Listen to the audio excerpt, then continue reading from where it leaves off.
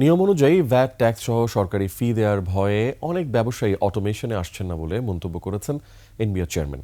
তিনি বলেন, ই টেন্ডার হলেও সব খাতে গুটি কয়েক ঠিকাদার প্রতিষ্ঠানের দৌরাত্ম্য রয়েছে বলেও অভিযোগ করেন তিনি। রাষ্ট্র এবং ব্যক্তির কল্যাণে সবাইকে ভ্যাট ট্যাক্স দেওয়ার আহ্বান জানান অর্থ উপদেষ্টা ডক্টর সালেউদ্দিন আহমেদ। আরও জানাচ্ছেন তৌহিদুর রহমান। আন্তর্জাতিক কাস্টমস দিবস উপলক্ষে জাতীয় রাজস্ব বোর্ড এনবিআর মিলনায়তনে এই আলোচনা।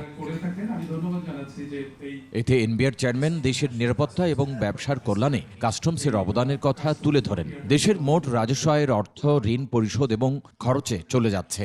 এই অবস্থায় দেশের অগ্রগতির জন্য সবাইকে, বিশেষ করে ব্যবসায়ীদের প্রতি ভ্যাট ট্যাক্স আদায়ের তাগিদ দেন তিনি।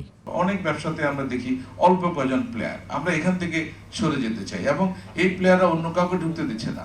ইভেন আমরা যখন ইলেকট্রনিক্যালি ইসিপি করলাম, ই টেন্ডার করলাম, ওখানেও দেখা যায় যে একই অবস্থা, গুটি কয়েকের হাতে সবকিছু চলে যাচ্ছে। এগুলো যদি আমরা ওপেন করে দিতে পারি এবং আমাদের যদি আইন শৃঙ্খলাটাকে যদি আমরা স্ট্রংলি করতে পারি, তাহলে ব্যবসায়ীদের এই ভয়গুলো থাকার কথা না। চলতি অর্থ বছরের সর্বশেষ হিসেবে অনলাইনে 12 লাখ রিটার্ন জমা পড়েছে। প্রয়োজনে ভ্যাট এবং শুল্ক কমানো হবে মন্তব্য করে সব ব্যবসায়ীকে অনলাইনের আওতায় আনার কথা বলেন এনবিআর চেয়ারম্যান।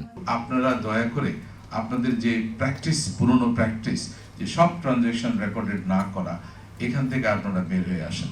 ভিটামিন ও ফাইবার সমৃদ্ধ ফ্রেশ আটা ময়দা সুজি আপনাকে দিবে সুস্বাস্থ্যের নিশ্চয়তা। ফ্রেশ আটা ময়দা সুজি। বিদ্যমান আইনেও দুর্নীতিবাজদের বিরুদ্ধে অনেক ব্যবস্থা নেওয়া সম্ভব বলে মন্তব্য করেন অর্থ উপদেষ্টা।